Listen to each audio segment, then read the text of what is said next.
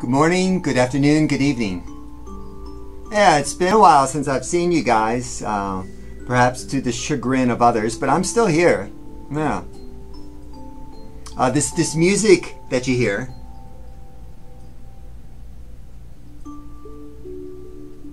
is Mozart Lullaby for Babies. About 3 hours of this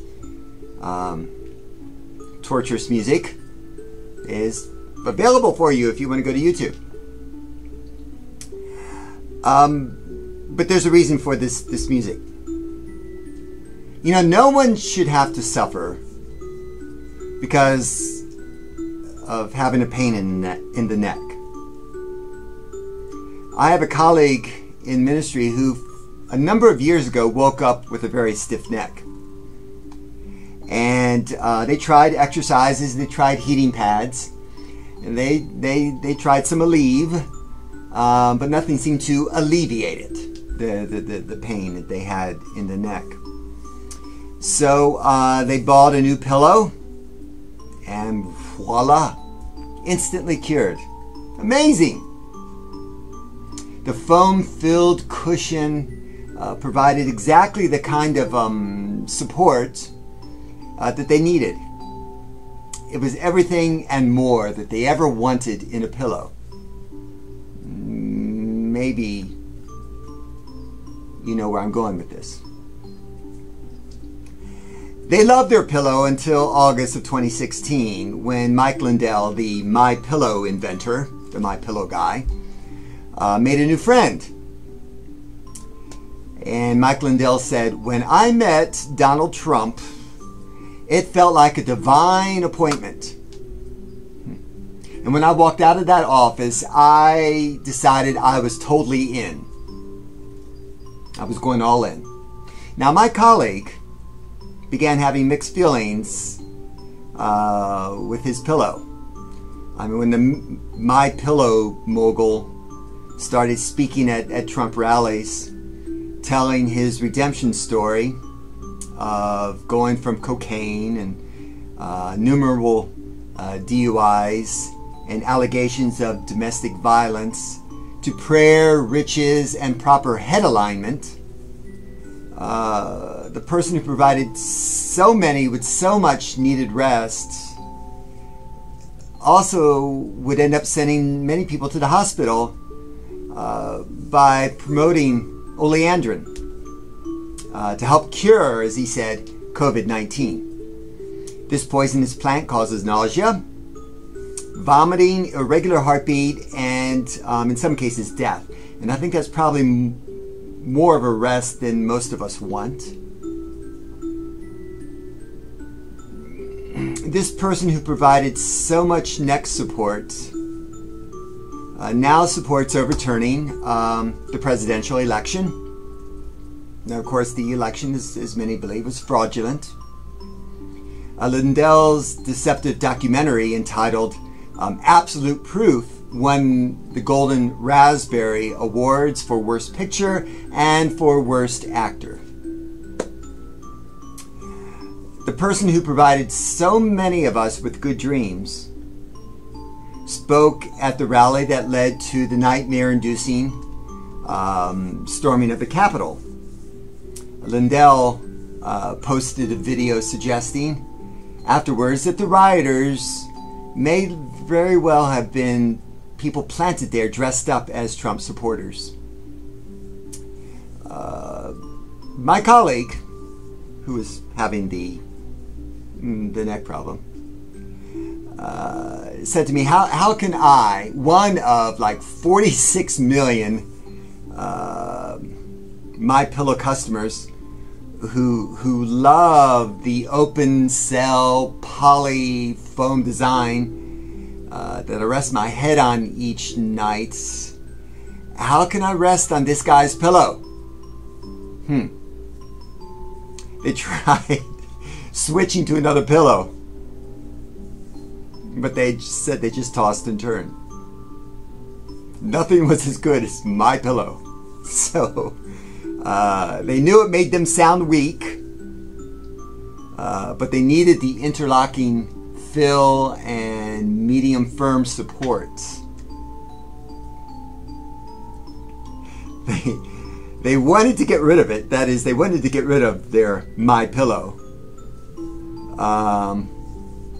But MyPillow, is not only machine washable, but it like has a 10-year guarantee to it. I mean, and it, come on. Quandary, to say the least. They couldn't sleep with it, and they couldn't sleep without it. You ever had that kind of experience? As they lie in bed staring at the ceiling, they realize that MyPillow is not just a pillow problem. It goes way back. Even further than when my colleague first felt like they couldn't go to Chick-fil-A.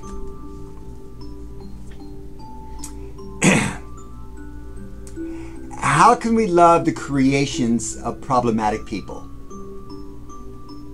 Charles Dickens, for example. His, well-known A Christmas Carol is a great, fine, 3-point sermon. I've yet to do that, but kind of pondering it. Actually, I was kind of pondering it for this coming Advent. But, Charles Dickens, he took a mistress, the same age as his daughter,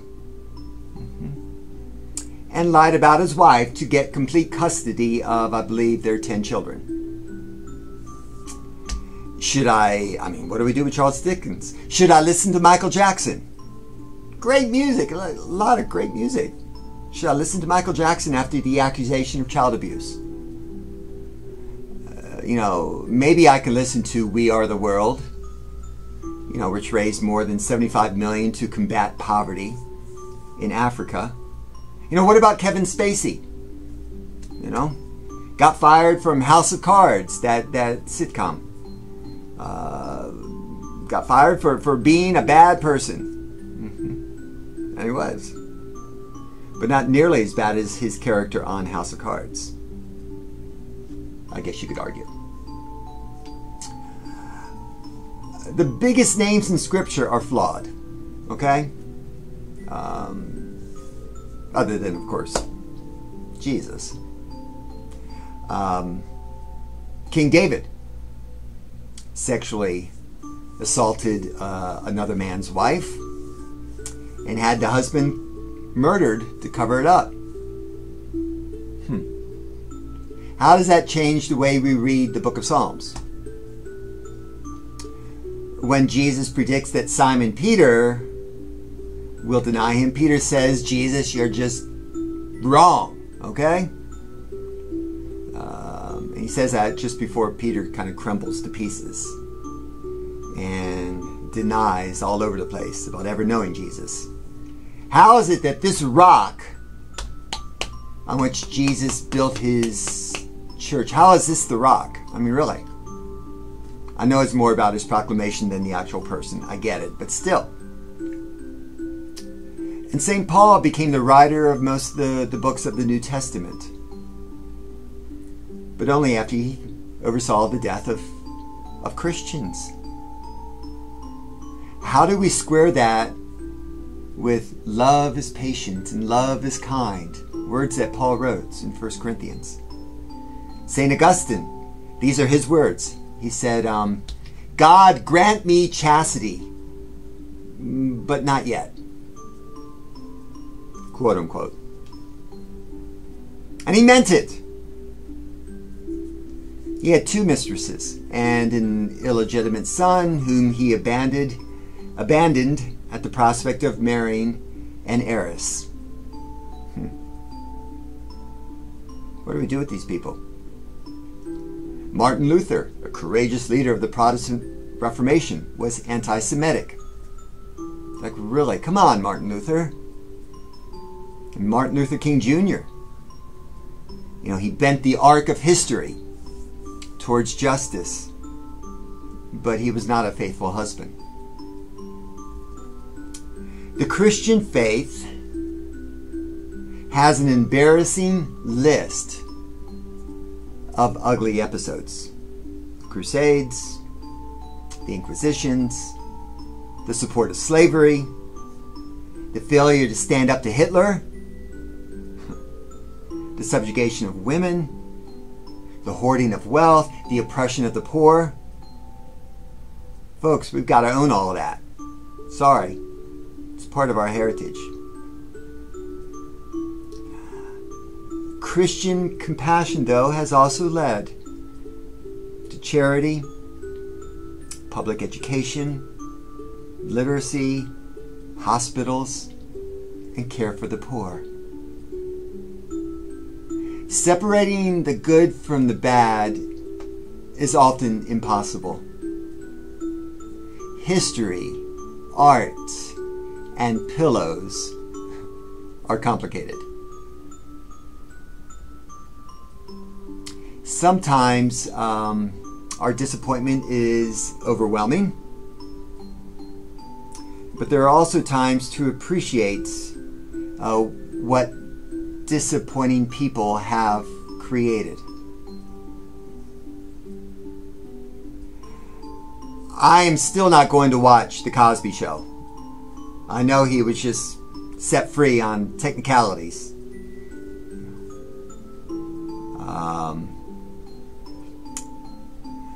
But maybe one day, if I'm desperate enough and cannot get a good night's rest,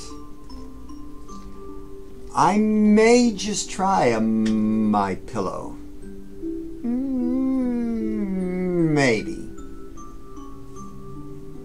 If I do, big if, but if I do, and it says wonderful, as my colleague says that it is, tell you what, I'm not going to lose any sleep over it. Just saying. You all take care. God bless you. Miss ya.